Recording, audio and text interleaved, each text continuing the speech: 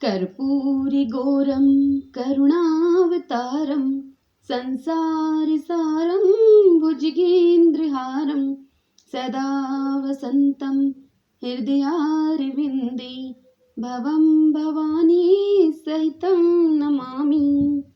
भगतजनों, आज हम श्री शिव महापुराण विदेश्वर संहिता के प्रयाग में सूत जी से मुनियों का तुरंत पाप नाश करने वाले साधन के विषय में प्रश्न की कथा सुनेंगे।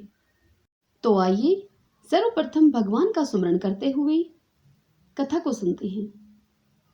ओम श्री पुराण पुरुषोत्तमाय नमः।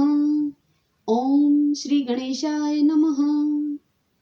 जो आदि और अंत में तथा मध्य में भी नित्य मंगलमय हैं, जिनकी समानता अथवा तुलना कहीं भी नहीं है, जो आत्मा के स्वरूप को प्रकाशित करने वाले देवता हैं, जिनके 5 मुख हैं और जो खेल ही खेल में अनायास जगत की रचना, पालन और संहार तथा अनुग्रह एवं तिरोभाव रूप 5 प्रबल क्रम करते रहते हैं, उन सर्वश्रेष्ठ अजर अमर ईश्वर अंबिकापति भगवान शंकर का मैं मन ही मन चिंतन करता हूँ। व्यास जी कहते हैं, जो धर्म का महान क्षेत्र है और जहाँ गंगा यमुना का संगम हुआ है, उस परम पुण्य में प्रयाग में जो ब्रह्मालोक का मार्ग है, सत्यव्रत में तत्पर रहने वाले महातेजस्वी महाभाग महात्मा मुनियों ने एक विशाल ज्ञान यज्ञ का आयोजन किया।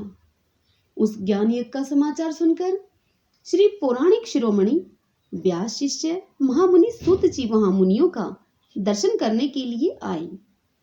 सूत जी को आते हुए देख वे सब मुनि उस समय हर्ष से खिल उठे और अत्यंत प्रसन्नचित होकर उन्होंने उनका विधिवत स्वागत सत्कार किया। तत्पश्चात उन प्रसन्न महात्माओं ने उनकी विधिवत स्तुति करके विनय पूर्वक हाथ जोड़कर उनसे इस प्रकार कहा।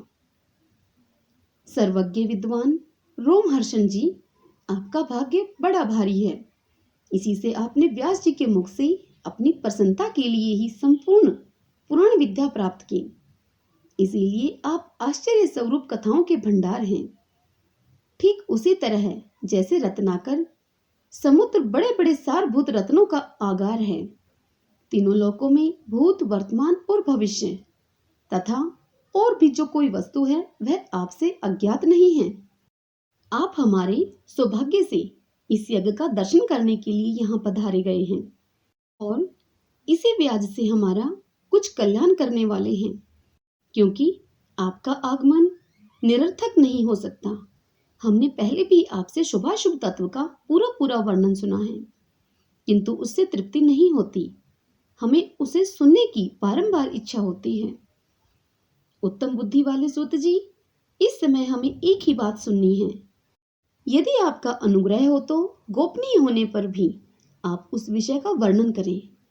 घोर कलयुग आने पर मनुष्य पुण्य कर्म से दूर रहेंगे, दुराचार में फंस जाएंगे और सब के सब सत्य भाषण से मुंह फेर लेंगे, दूसरों की निंदा में तत्पर रहेंगे, पराये धन को हड़प लेने की इच्छा करेंगे, उनका मन पराई स्त्रियों में आसक्त होगा तथा वे दूसरे प्राणियों की हिंसा किया करेंगे, अपने शरीर को ही आत्मा समझेंगे, मूढ़, नास्तिक और पशु बुद्धि रखने वाले होंगे, माता पिता से द्वेष रखेंगे, ब्राह्मण लोभी रूपी ग्राहक के पास बन जाएंगे, वेद बेचकर जीविका चलाएंगे, धन का उपार्जन करने के लिए ही विद्या का अभ्यास करेंगे और मद से मोहित रहेंगे, अपनी जाति के कर्म छोड़ देंगे, प्राय दूसरों को ठगेंगे, तीनों काल की संध्या उपासना से दूर रहेंगे और ब्रह्म ज्ञान से शून्य होंगे।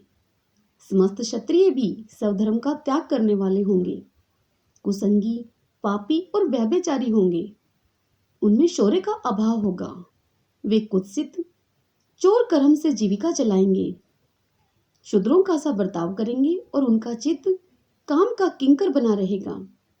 वैश्य, संस्कार भ्रष्ट, सर्वधर्म त्यागी, कुमार्गी, धनोपार्जन प्रायण तथा नाप तोल में अपनी कुत्सित वृत्ति का परिचय देने वाले होंगे।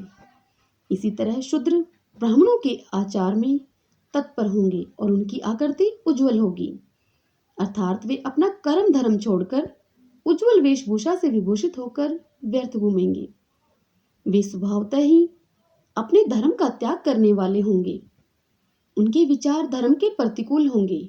वे कुटिल और द्विज निंदक होंगे। यदि धनी हुए तो कुकर्म में लग जाएंगे। विद्वान हुए तो वाद विवाद करने वाले होंगे। अपने को कुलीन मानकर चारों वर्णों के साथ वैवाहिक संबंध स्थापित करेंगे। समस्त वर्णों को अपने संपर्क से भ्रष्ट करेंगे। वे लोग अपनी अधिकार सीमा से बाहर जाकर द्विजोचित सत्कर्मों का अनुष्ठान करने वाले होंगे। कलयुग की स्त्रियां प्राय सदाचार से भ्रष्ट और पति का अपमान करने वाली होंगी। सास ससुर से द्रोह करेंगी। किसी से भी भय नहीं मानेंगी। मलिन भोजन करेंगी। कुत्सित हाव भाव में तत्पर होंगी। उनका शील स्वभाव बहुत बुरा होगा और वे अपने पति की सेवा से सदा ही विमुख रहेंगी।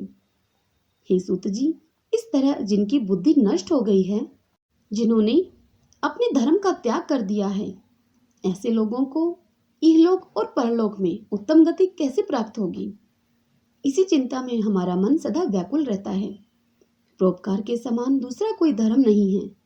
अतः जिस छोटे से उपाय से इन सबके पापों का तत्काल नाश हो जाए, उसे इस समय कृपा पूर्वक हमें बताइए, क्योंकि आप समस्त सिद्धांतों के ज्ञाता हैं। तब व्यास जी कहते हैं, उन भावित आत्मा मुनियों की यह बात सुनकर सूत जी मन ही मन भगवान शंकर का सुमरण करके उनसे इस प्रकार बोले। हरिओम तत्सत। भगतजनों, इस अध्याय का समापन यही होता है। इससे आगे की कथा हम अगले अध्याय में सुनेंगे। अगले अध्याय में कल हम शिव पुराण के परिचय की कथा सुनेंगे। सब बोलिए गौरी शंकर भगवान की जय।